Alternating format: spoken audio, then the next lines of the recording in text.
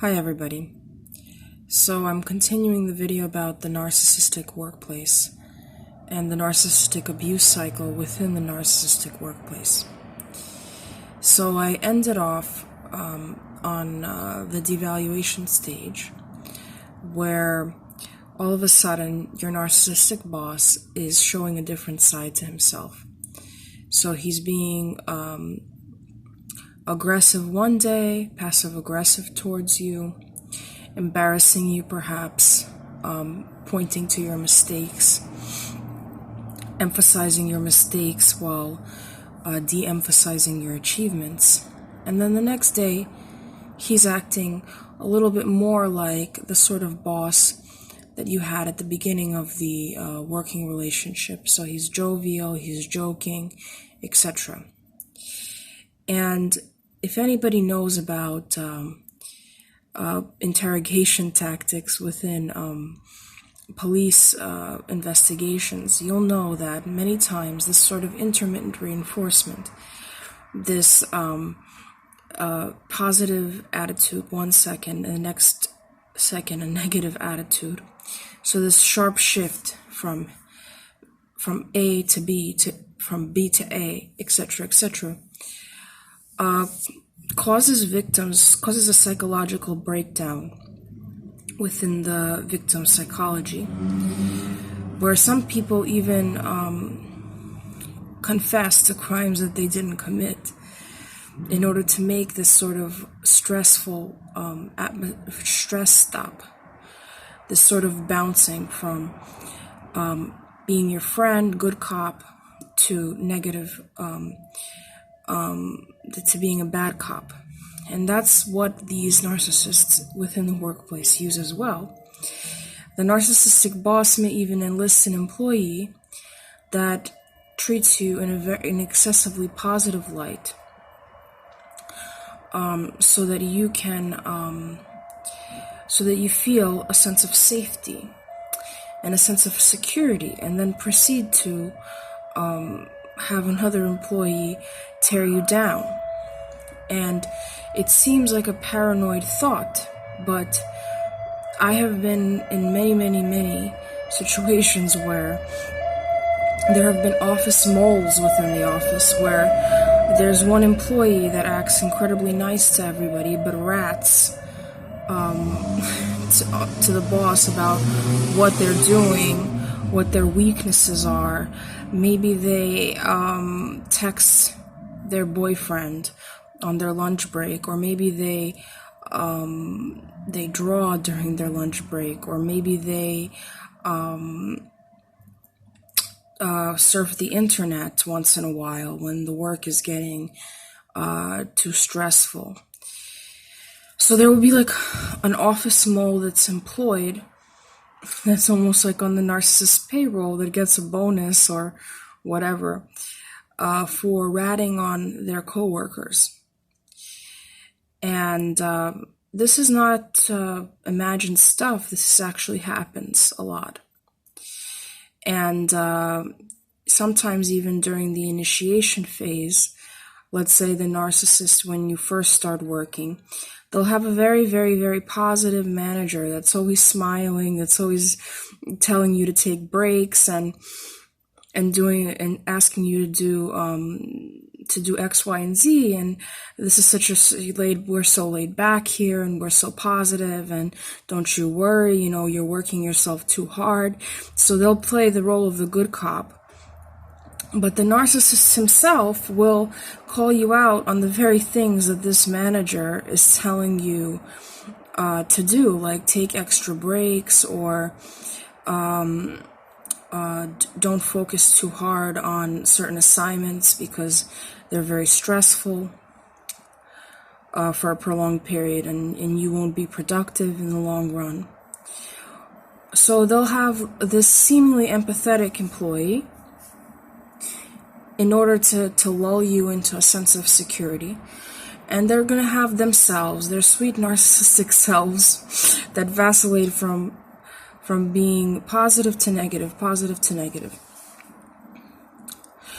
So if you've been trauma bonded before, you're very susceptible, and if you're codependent as well, you're very susceptible to sharp changes in mood in other people. You've been conditioned to accommodate other people's sharp changes in mood. And because you're used to being within a narcissistic relationship where you are asked to always change in order to accommodate the narcissist, and the narcissist is never asked to change to accommodate you.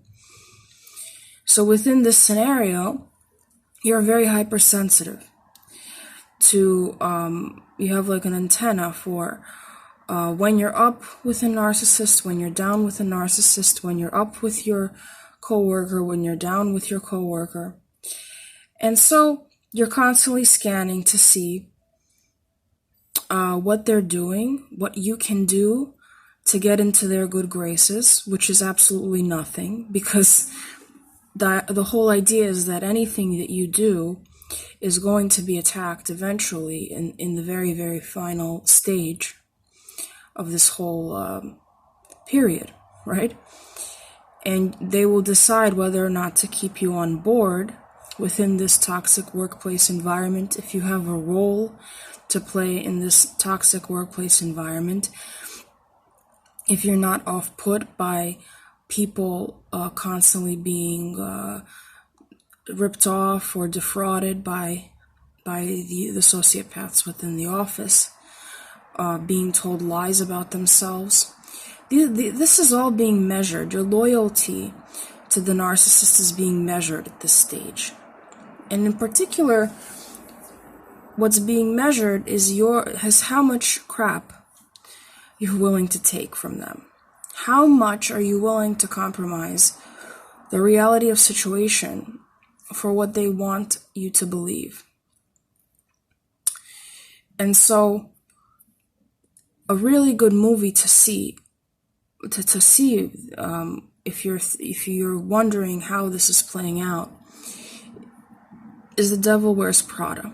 Because as soon as Miranda, the main character, the narcissist, comes in through the door, everybody's on their toes, everybody's scrambling, everybody's nervous, everybody's on edge, everybody's trying to guess what Miranda's going to think, what Miranda's going to say.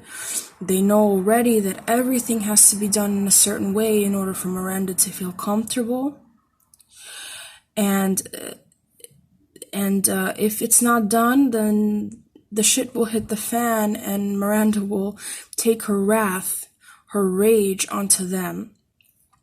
And so people that are not going to take crap under any circumstances are not welcome within these workplaces. And they will eventually either leave or be fired. And so in the devaluation stage, your loyalty is being tested. How much crap are you willing to take? Are you willing to accept the narcissist putting a coworker before you when they don't deserve to be put before you? Are you willing to tolerate toxic coworkers that are rude to clients or have no respect for other people within the office? All of this is measured. All of this is being discussed between the office mole and the narcissist, or the manager and the narcissist, or whoever the narcissist makes into their eyes. And I've had lots of narcissistic bosses tell me, such and such are my eyes when I'm not in the office. So they'll put a person into a position of authority that is willing to sell everybody out for a raise, for a paycheck, for a promotion, or whatnot. Willing to sell everybody out, and even willing to make up stories about people so that the narcissist will stay entertained and the narcissist will stay on their toes. So let's say you have a very positive phone manner, and nobody has ever complained about your phone manner. the narcissistic manager, let's say, will gaslight you into believing that you were rude to somebody on the phone when you were very, very polite, in fact. So now, if you don't know about narcissism, and if you tend to pander to people in authority within the workplace, you may be very, very hypervigilant about what you say on the phone, only because this disgusting narcissist who's in a position of authority over you said that you were rude, when in fact it's the narcissistic manager that is always rude to everybody. And this is just projective identification. She's taking, or he, doesn't matter, is taking her bad qualities and transposing it onto another coworker to cleanse herself of who she is, or he is, doesn't matter. So all these things happen. There's lots of drama, there's lots of chaos.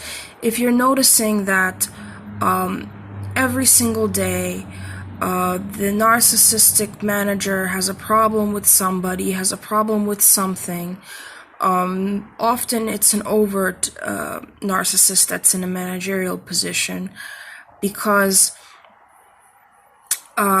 they are the outer face of what the covert narcissistic boss is, and they're definitely in cahoots with one another. And people, when you start speaking to your coworkers about this, they totally get it, but they're not willing to defend you or to basically sacrifice themselves, because all they're doing is they're trying to get paid and they're trying to go home. And so if you're targeted, you feel very abandoned. Who is going to really defend a targeted employee? Because if they defend targeted employee, the reality is that the narcissist will then come after them, or the narcissistic manager will then come out after them, because they're spoiling the party. One time, I was in a position where I had a coworker, and I really liked her, and she was having an affair with one of the staff, and the narcissist in the organization made it look like everything was her fault. So the entire staff was basically blaming the victim of the affair, even though the person that she had an affair with was toxic and went after her completely. And so I defended this coworker, and just because I defended her, that was enough to get me on the narcissistic shit list. And excuse me for my language. And so then the tide turned and everything went south for me within that organization. And I became the targeted employee after this employee was discarded and fired. Mind you, the employee did some things that were not quite kosher, and the organization could have taken legal action against her. But as we know, victims of narcissism are often very unstable after a narcissistic relationship, and so they act out. They can throw something, they can get mad, they can get pissed, to the point where they look like they're the ones that are mentally unstable. And the narcissists live for these moments. So they've chipped away at this person. They've never taken any accountability, and they're completely delusional about what they did. Or maybe they are, but at least outwardly they're delusional about it.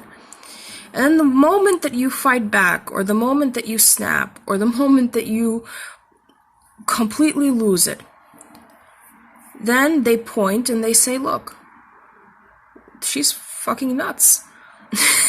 Or he's fucking nuts.